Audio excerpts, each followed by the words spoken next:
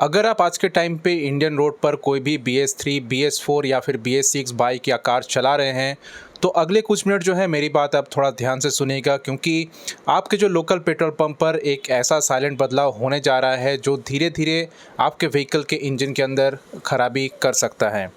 तो अपने टैंक पर या पेट्रोल पंप पे वो छोटी सी स्टिकर्स आपने देखी होंगे जिसमें E20 लिखा हुआ रहता है, तो वो बहुत जल्दी जो है E20 से E85 भी आपको वहाँ पे देखने को मिल सकता है।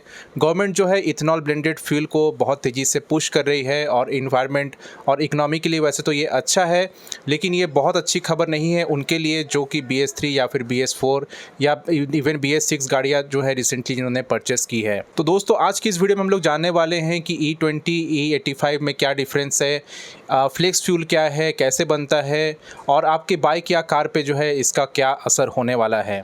तो चलिए दोस्तों ये वीडियो स्टार्ट करते हैं।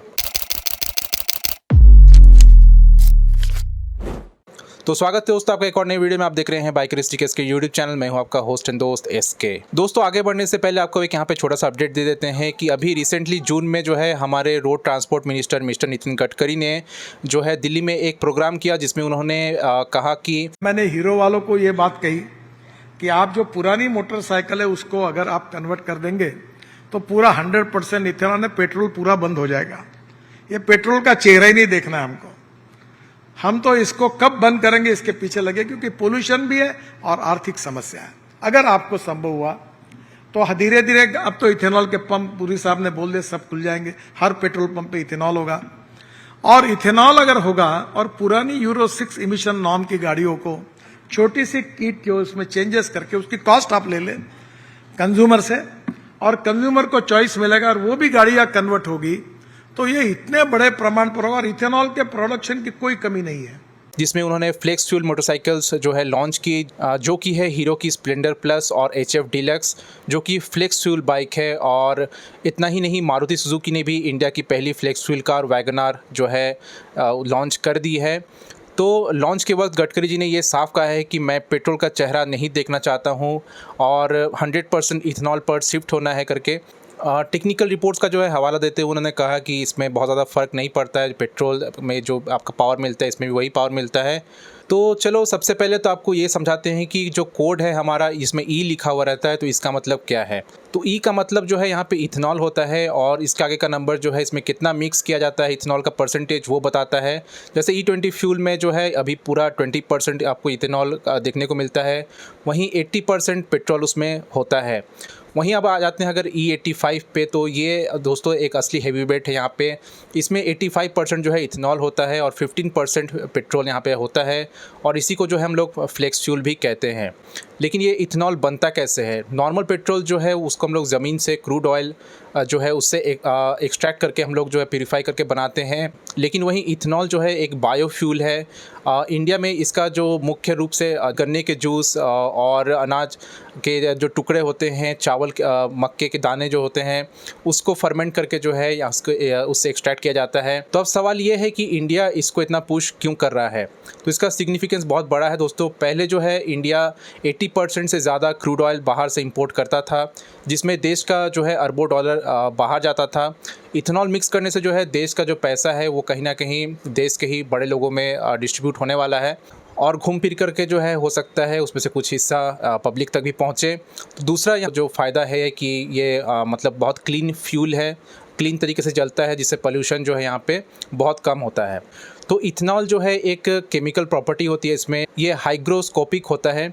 आसान भाषा में कहें तो इसको जो है जो पानी है इससे बहुत ज़्यादा इसको लगाव होता है। ये हवा में मौजूद मॉइस्चर या कहीं पानी को जो है अंदर खींच लेता है। तो जब ये हवा से जो पानी को सोख लेता है तो इसमें एक प्रोसेस क्रिएट होता है जिसको हम लोग फेज सेपरेशन कहते हैं। इसमें पानी और इथेनॉल का एक भारी मिक्सचर बन करके जो है आपकी टंकी के नीचे हिस्से में बैठ जाता है, जिससे जो है सारी प्रॉब्लम्स क्रिएट होती है। तो बहुत सारे अभी कंप्लेंट्स आ रही हैं कि फ्यूल टैंक में जंग लग रही है, लाइंस गल रहे हैं। फ्यूल टैंक्स जो है वो मेटल के होते हैं और फ्यूल पाइप्स नॉर्मल रबर की बनी हुई होती है अभी फ़िलहाल हमारी बाइक्स में। तो यहाँ पे इथेनॉल जो है रबर को जो है गला रहा है, जिससे पाइप्स क्रैक हो रहे हैं। साथ ही जो पानी टंकी के नीचे जमा हो जाता है, जैसा कि मैंने बताया आपको, वो मेटल टैंक में जो है रस्ट कर रहा है। साथ ही साथ जब आप बाइक को स्टार्ट करते हो या कार को स्टार्ट करते हो तो जो पानी है ऑयल पंप है उसके ज़रिए जो है इंजेक्टर्स तक पहुंचता है। अंदर जो आपके इंजन के अंदर जो पार्ट्स हैं वहां तक जो पानी पहुंचने लगता है, जिस वजह से जो है जंग वगैरह लगने के बहुत ज़्यादा केसेस यहाँ पे आपको देखने को मिल रहे हैं। कई गाड़ियों में ओवर हीटिंग का भी सामना आपको करना पड़ रहा है। तो इसके बारे में भी तो आपको थोड़ा बता दें कि इथेनॉल में जो है पेट्रोल के मुकाबले 30% जो है कम एनर्जी होती है। आप चाहो तो रिसर्च करके भी देख सकते हो। तो जिससे जो है BS3 BS4 गाड़ियाँ की जो ECU होती है, जो EFI गाड़ियाँ हैं, तो वो जो है उसके लिए जो है ट्यून्ड नहीं होते बेसिकली। इससे जो है इंजन जो है लीन चलना स्टार्ट कर देता है, यानी कि हवा ज़्यादा जाती है, फ्यूल कम जाता है। तो इसका रिज़ल्ट वही है कि इंजन जो है हद से ज़्यादा गर्म हो जाता है और वाल्व और पिस्टन्स पे जो है आपको इफ़ेक्ट पड़ना स्टार्ट हो जाते हैं, डैमेजेस होना ही स्टार्ट हो जाती है। तो E20 हमारे जो पुरानी गाड़ियों का ये हाल कर सकता है, तो सोचो कि E85 फ्यूल अपनी जो नॉर्मल गाड़ियां हैं उनका क्या हाल करेगा।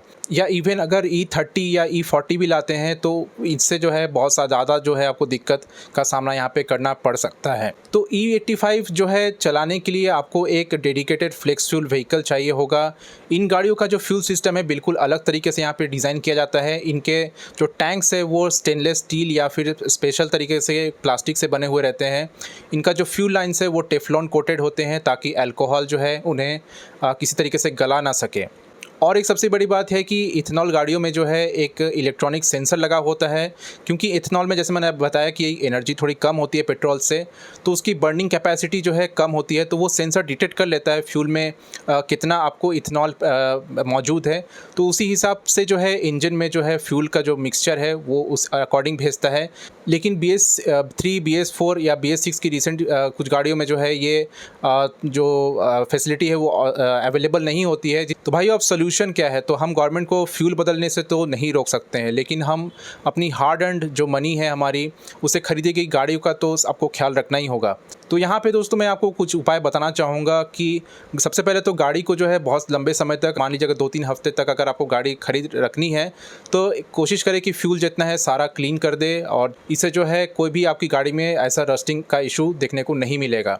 दूसरी बहुत बड़ी चीज़ है यहाँ पे एक एंटी एथेनॉल एडिटिव्स आप यूज़ कर सकते हैं, जो कि कई मार्केट में अवेलेबल हैं। तो ये जो एडिटिव्स होते हैं इसके अलग अलग मेजरमेंट्स होते हैं। टैंक कोई बोलता है टैंक फुल करने के बाद आप उसमें यूज़ कर सकते हो, कोई 2-3 लीटर फ्यूल में आपको मिलाने के लिए बोलते हैं। तो अलग अलग मेजरमेंट है, उसके अकॉर्डिंग जो है आप इसका यूज़ कर सकते हो। जो एयर है उसे पानी सोख लिया जाता है यहाँ बेसिकली, तो वो जो आपको प्रक्रिया है उसको यहाँ पे रोकता है ये, या फिर मतलब स्लो करता है उस चीज़ को। तो इसलिए आप फ्यूल एडिटिव्स जो है यूज़ कर सकते हो। तीसरा दोस्तों, फ्यूल लाइंस आप बदल सकते हो। यहाँ पे आप अपने मैकेनिक के पास जा कर के जो है, अगर थोड़ी आपकी फ्यूल लाइंस पे क्रैक वगैरह हैं, या फिर अगर दूसरी क्वालिटी की अगर आपको फ्यूल लाइंस देखने को मिल रही है जो कि इथेनॉल को रजिस्ट कर सकती है, तो उस तरह के जो फ्यूल लाइंस है आप अपने बाइक या कार में इंस्टॉल करा सकते हो। तो इससे जो है इथेनॉल से जो उसमें क्रैक्स वगैरह पड़ रहे हैं उसका जो सामना है आपको कम करना पड़ेगा। चौथा है टंकी की सफाई आपको एक बार साल में ज़रूर करानी चाहिए। अगर खास करके अगर BS3 BS4 गाड़ी है तो आपको ज़रूर एक बार या 2 बार साल में आपको ज़रूर टैंक पूरा अच्छे तरीके से अच्छे मैकेनिक से ओपन करवा करके साफ़ करा करके फिर उसको जो है दोबारा इंस्टॉल करनी चाहिए। इससे जो है जंग वगैरह जो है सारी निकल जाएंगी, और कोई भी अगर रस्टिंग वगैरह का इशू आ रहा है तो वो भी आपको क्लियर यहाँ पे देखने को मिल जाएगा, तो जिसको आप अपने मैकेनिक के ज़रिए ट्रीट करवा सकते हो। देखो, वैसे तो हम लोग सब चाहते हैं कि हमारा देश जो है साफ़ सुथरा हो, ग्रीन हो, लेकिन सारा पोल्यूशन जो है हमारी बाइक्स या फिर कार से ही क्या हो रहा है, ये एक बहुत बड़ी सोचने वाली बात है। क्योंकि हमें ये सच एक्सेप्ट करना होगा कि इन्वायरमेंट में जो पोल्यूशन हो रहा है वो सिर्फ IC इंजन से नहीं, बल्कि देश में और भी कई सारी चीज़ें हो रही हैं, जैसे कि इंडस्ट्रियल स्मोक है, अनमैनेज कंस्ट्रक्शन, जो डस्ट होते हैं, डंपिंग यार्ड वगैरह में आग वगैरह लगा दी जाती है, तो उससे भी बहुत सारे प्लास्टिक वगैरह जलते हैं, तो उससे भी कई कार्बन एमिशन देखने को यहाँ पे मिलता है। तो जब तक इन सभी इश्यूज़ को टारगेट करके सॉल्व नहीं किया जाएगा तो सिर्फ फ्यूल बदलने से जो है पोल्यूशन कम होने वाला तो मुझे नहीं लगता है कि है। और दूसरी सबसे बड़ी बात है कि पेट्रोल से इथेनॉल का ये जो फास्ट शिफ्ट देखने को मिल रहा है, ये इंडियन मिडिल क्लास फैमिलीज़ को एक बहुत बड़ा मेंटल और फाइनेंशियल स्ट्रेस ज़बरदस्ती दिया जा रहा है कहीं ना कहीं। एक आम हिंदुस्तानी के लिए उसकी बाइक या कार सिर्फ एक लोहे का मतलब डब्बा नहीं, बल्कि एक इमोशन होता है कहीं ना कहीं उससे जुड़ा हुआ। वो उनकी मेहनत का एक हिस्सा होता है। उस गाड़ी से उनकी कई सारी यादें जुड़ी हुई रहती हैं। तो जैसे मेरी खुद की कार है, लगभग 14 साल होने वाले हैं, बट मुझे नहीं लगता है कि मुझे कभी कार अपग्रेड करने की ज़रूरत है, क्योंकि बहुत अच्छी चल रही है। मेरा जो पर्पस है वो बेसिकली सॉल्व हो रहा है, तो मुझे क्या ज़रूरत है अपग्रेड करने की कार। लेकिन यहाँ पे जो चीज़ें हो रही हैं, इसमें कहीं ना कहीं जो मिडिल क्लास है उसको फोर्स किया जा रहा है कि आप अपनी कार या बाइक अपग्रेड करो, या फिर E20 E30 फ्यूल है उससे मतलब अपनी गाड़ी को ख़राब करके उस पर जो है पैसा वेस्ट करते रहो। यहाँ पे कुछ किट वगैरह का भी बातें की जा रही हैं कि किट इंस्टॉल कर दी जाएंगी। तो मैं बताना चाहूँगा कि E85 के लिए अगर कोई एक्स्ट्रा कन्वर्जन या किट वगैरह भी अगर आप कंपनी से इंस्टॉल कराओगे तो वो तो फ्री में तो इंस्टॉल करने वाले नहीं है। तो यहाँ पे आपको जेब से एक मोटा जो अमाउंट है वो आपको खर्च करना पड़ेगा, स्पेंड करना पड़ेगा, जो कि कहीं ना कहीं एक बजट फ्रेंडली आइडिया तो बिल्कुल भी नहीं है मिडिल क्लास के लिए। तो ग्रीन फ्यूचर तो वैसे ज़रूरी है, लेकिन आम जो जनता है उनकी पॉकेट और इमोशंस का भी मुझे लगता है कि गवर्नमेंट को ध्यान यहाँ पे थोड़ा बहुत देना चाहिए। तो अगर ये आपको वीडियो अच्छी लगी हो तो इसको ज़रूर शेयर करिएगा, और कुछ टिप्स यहाँ पे आपको अच्छी लगी है तो लाइक ज़रूर करिएगा, और आपका क्या एक्सपीरियंस है ओवरऑल जो चीज़ें हो रही हैं तो वो मुझे कमेंट सेक्शन पे ज़रूर बताइएगा। और इसी तरह के वीडियोज़ के लिए सब्सक्राइब कर लीजिएगा मेरा चैनल। तो चलिए मिलते हैं नेक्स्ट वीडियो में, तब तक के लिए good bye, take care and ride safe.